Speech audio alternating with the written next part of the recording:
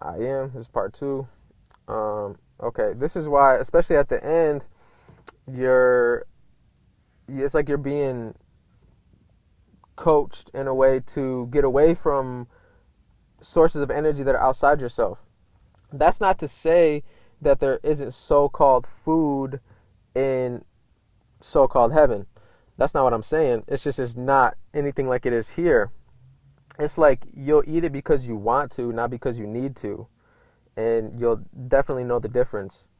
It's like you might see an energy mango, on some type of energy tree, and it'll just be like a light, and you can ingest that light, and it might give you something special, like it's like, but it would be something like, if you like a certain, there might be, especially like down here, you might ingest a certain herb, very sparingly for a certain effect or a certain this or a certain that.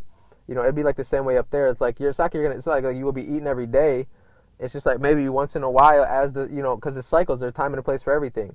So on a certain part of your cycle, maybe you want to eat something, so-called eat something. You eat it. So technically, it's like you're vamping the energy, but it's like you're part of the bigger system. It's like you're not weighing yourself down with everything. It's not like you're just taking and not giving. It's like you're not becoming dense, you're not becoming heavy, because you'll take it and then give it right back.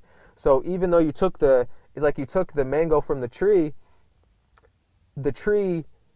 is okay with it because it knows that you are part of the system that gave it the energy in the first place. So without it's like the energy that was into the tree wasn't the tree's energy, just like the energy you have isn't your energy. When you outside yourself and you believe that you're separate and that I need this and I want this and I want that, and then like all these so-called rappers and all like that, all they want to do is just go out and get all this flashy stuff so people will look at them. Energy flows where attention goes. So that they're parasites, they're energy vampires. You can see they try to hoard everything. It's like, and that they create that magnetism where it's like they want to suck and suck and suck everybody at the top. That's why it says in the Bible, like, it's easier for a camel to pass through the head of a needle than it is for a rich man to enter the gates of heaven. That's true, because if you're rich, there's no way, this is just my opinion, there's no way to be rich in this system and be doing good. It just, I mean, to an extent too, because there might have been a divinely placed person here and there that, had a certain amount of wealth, but they're giving back equally, they're giving back equally. But most of these people out here, the reason why they stay rich, like Warren Buffett, like 13 someone's talking about, he's a penny pitcher, he don't, it's like, because he just takes and he doesn't give nothing back. And even like Bill Gates, when he gives to all these charities, what are these charities giving back? The charities aren't giving back. The only thing they're doing is they're solidifying the illusion. Like he gave all this money to the NAACP or whatever for the so-called African Americans and all like that. That's solidifying in the illusion. So he's still working for the beast. He's still doing stuff in the system of the beast. The beast gave him the money, so now he's still giving it back to the beast. It's all beast. You're not doing anything to go help yourself. Technically, you're still outside yourself because you're trying to expand an idea that's outside yourself, like this so-called race. Like what they're doing with all this is. Sometimes I'll be glancing, I'll be at I'll be working out something, I'll glance at a TV or something, and they'll be talking about all these protests, and there's just some people out there going like this, saying I can't breathe. That shit, you don't see what they're doing. Like, that's all rituals. Like, everybody's watching that, giving their energy to it just by giving their attention to it, and they're creating it. So they're giving the energy to the vampires so that they can use that energy to create that reality for you. So you're entering into a contract by doing that. It's like rituals are, it's like they express an intention. Like the ritual in itself doesn't necessarily have power. Your intention has power, and your action has power. So when they're out there doing all these things and all like that, they're just feeding into the system. It's like they said something like that dude that got choked or whatever. They're saying like one of the headlines. It spells, like, you'll look up and it'll say something like, dude's mom is reacting to the supreme, whatever, the court decision, reacting. You're not supposed to react. You're not supposed to be a chemical that reacts to their chemical. You're supposed to transcend their chemicals. So you're supposed to be a chemical that reacts with new shit. It's like, technically, there's chemicals all around you. There's different aspects of this life force all around you. It's just that is your chemical makeup able to interact with that? Like just basic chemistry, like certain elements explode when they hit other elements. You know, that's what they're trying to do. They're trying to get you to grow a certain way, and then once you grow a certain way, they, with a certain chemical makeup with all these foods and all like that, because you are what you eat, they're trying to turn you into something that reacts with what they want. So you're supposed to be going the opposite way of that. You're supposed to be coming what the creator wants. And what the creator wants doesn't react with any of that nonsense. It looks at it like that's a joke. I don't even see it. I don't look at it. It's nothing to me. You can laugh at it. That's what it is, a big joke. Like, these people are nuts. These people are super nuts. Like, but at the same time, that's them. That's what they've identified themselves as. Like, you can't take away their experience. Their experience is valid. If they want to go and, protest and, fight and do all, that's what they can go do that. But they're being run by Archons. Archons are controlling all their movements because they're 10 steps ahead of a lot of these people out here, or even more steps than that. It's like they know what you're going to do before you're going to do it, because technically they created you. They created your whole reality, so they know all your patterns. They know how you think, how you're going to react. They know all that. You're a robot. It's like they programmed you. You didn't program yourself. They programmed you. So they know what you're going to do. It's like an input and an output. It's like they programmed all your responses. They programmed all your reactions with all these movies. Like, you see something happens in a movie, and then the star will react a certain way. So you look at that like an archetype, and you say, okay, well, I'm good. I should react that way. Even it's like subconsciously. It's like subconsciously they program you to react a certain way. So they give you these movies with these people doing this. They give you this Martin Luther King bullshit, and they tell you, oh, with the whole race thing and all that, it's all an illusion, but you believe that shit. So they got you. It's like they know what you're gonna do before you're gonna do it. Or maybe not you, but these people out here that are taking part in all this crazy stuff. They know. They set all this up way ahead of time. Buying up all the bullets, doing all. They knew what you were going to do before you did. So, the idea is to ignore all that. They can't do nothing to you if you're inside yourself. They can't do nothing to you if you're inside yourself. If you're outside yourself, they can rip you apart. Literally. They can do whatever they want to you because they own you. They created you. You identify yourself as something that they created. You're no longer a child of the creator. You're a child of these archons and these beasts. The opposite force. So they're pulling you in. They're pulling you in, and you're just, it's like they're just, they just, yeah. So, yeah.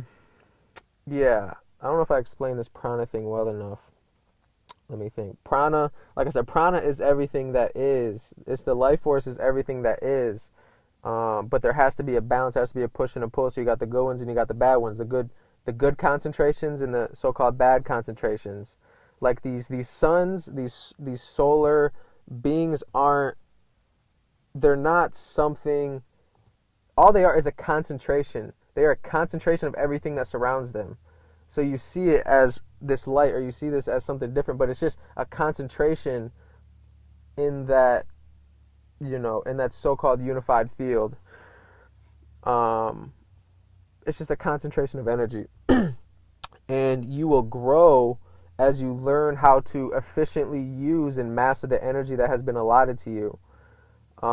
That's your job. The job of the ones who don't have their own energy is to take that energy from you. And not all of them are necessarily bad. Not all of them are necessarily bad, because without there being the contrast, you wouldn't even see who you are. They give you the opportunity to see who you are, to identify yourself. Because if you're just shining light into, it's just white.